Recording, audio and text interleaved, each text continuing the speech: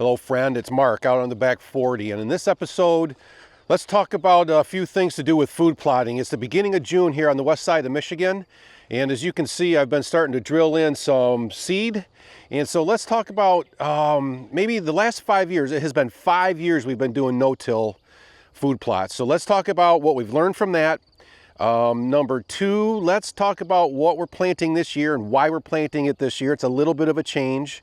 And then number three, maybe it's time to talk a little bit more about weed control when you're no-till food plotting. All right, let's go.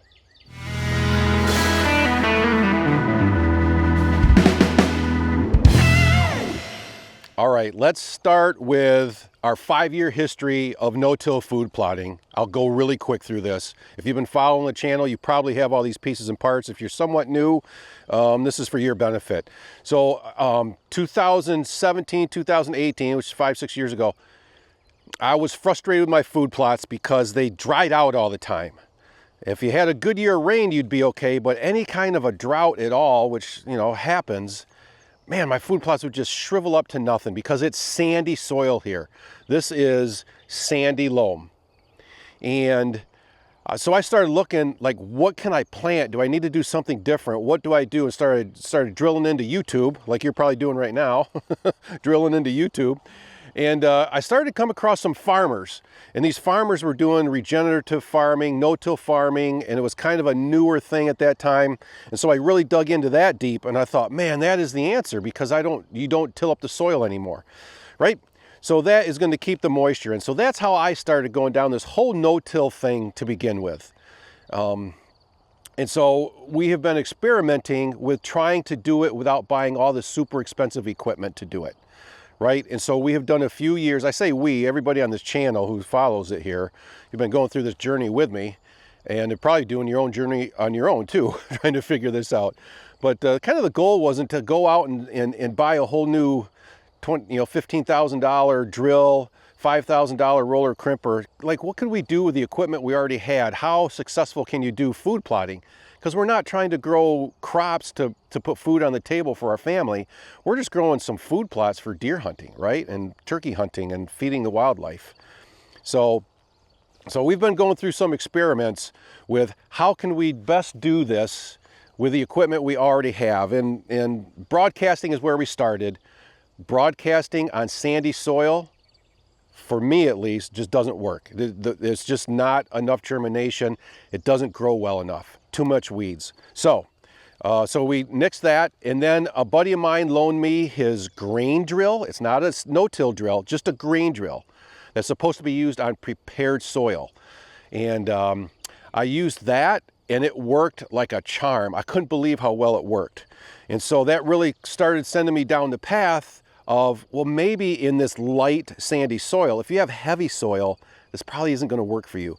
But in light sandy soil, like, man, I could get away with just a grain drill. I don't need a huge, heavy, lots of coulters, no-till drill. I can get away with a grain drill. So I did some research, and the other reason a grain drill is good is because it's inexpensive.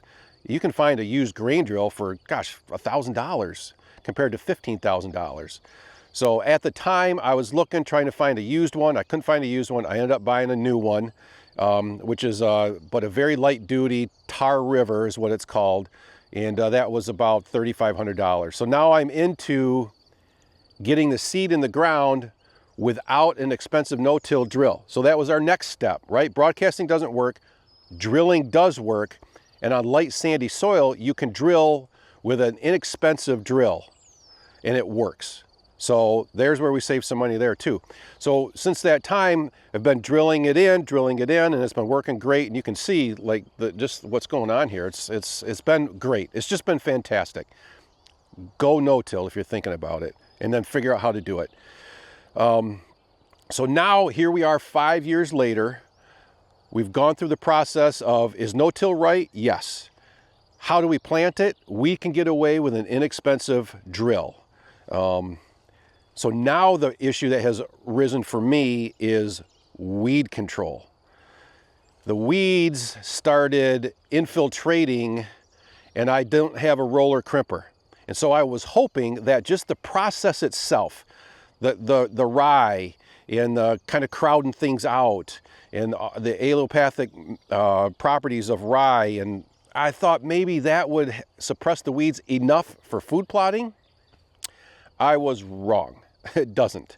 And so the experiment where we're matured to the point now where we're trying to figure out weed control.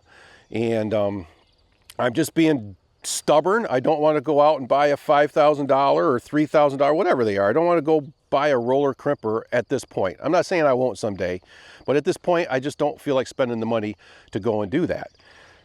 So last year, the weeds got so bad, and it was a mare's tail. It was so bad, I finally decided to spray. So just to be clear, I had done nothing for weed control for 4 seasons. And the weeds they slowly got bad, worse. And just last year, I finally had to capitulate and sprayed, and had a great year. And you can see what's going on here now. Here we are the following spring. And it's just great. And I got to show you a spot here where I missed. What happened is I missed a spot with glyphosate out here on this food plot. And I can show you the difference between weed control and no weed control. So over in this area right here, if you look down in here, you can just see how open it is and how many weeds are in here.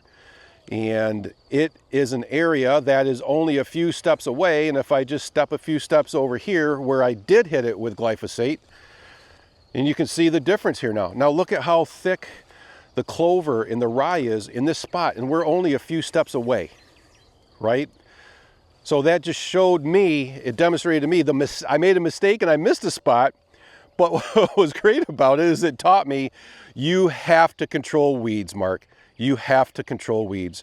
And I know that some guys say weeds are food for deer, and I agree with that, but I think over the course of a season, when you're trying to attract deer late into the season, weeds are not an option for you. They're going dormant, they've gone dry, they're not providing attraction anymore, where the stuff that we plant is providing attraction. So I want to maximize the stuff that we are planting as food plotters for deer season, right?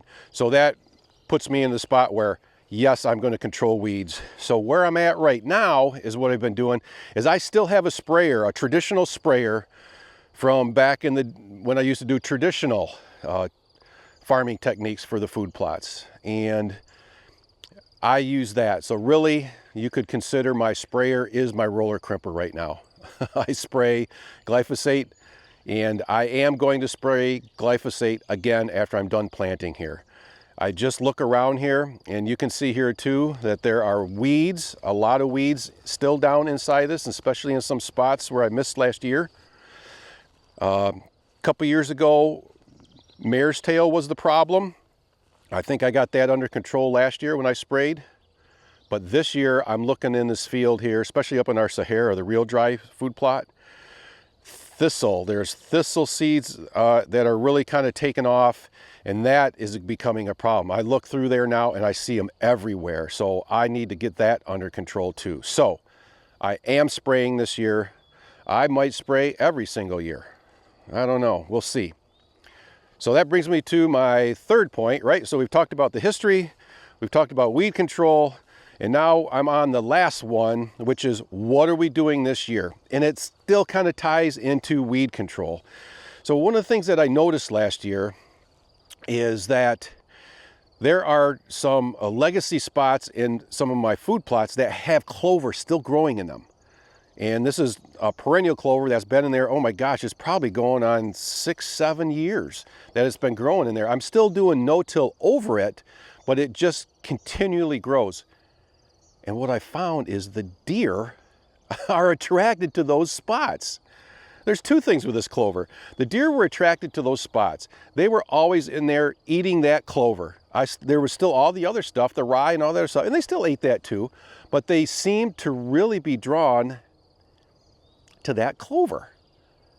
And the second thing I had noticed earlier in the summer was that where that perennial clover was, there wasn't hardly any weeds. So like the clover is choking out a lot of the weeds. And so I am not telling you to do this, but here's where my brain is right now. I'm thinking, what if I go back old school? Because way back in the late 90s, that's kind of what you did. Like you planted clover for your food plots. I'm thinking this right now, and I'm trying this year. I'm going to plant perennial clover in all the plots everywhere. And then to get structure in those food plots, I'm going to drill in big seeds like corn and soybeans, maybe sorghum, that I think can get up above that clover and grow and do really well. Does that make sense? So that will give me food in the plots, and it will give me height and structure in the plots, which will also be some food for in the fall, right? Corn's great in the fall. But there'll be food, there'll be height to give them a feeling of security, and there'll be clover in those plots. Now, why clover? Well, if in Michigan you have the spring, early spring, you have nothing growing. It's because you're coming out of winter, but clover takes off really early. So clover does great in the spring, so you've got food for the deer. And then when it gets hot in the summer, clover kind of goes off a little bit. But you know what? All the farm crops around here, that's when they're going like crazy. So let the farmers feed them during the summer. And then in the fall, when they're harvesting their crops and it's cooling off again and getting moisture again, that clover starts coming back for hunting season. So it's almost like the perfect curve to take care of the wildlife and the deer. So that's why I'm doing clover.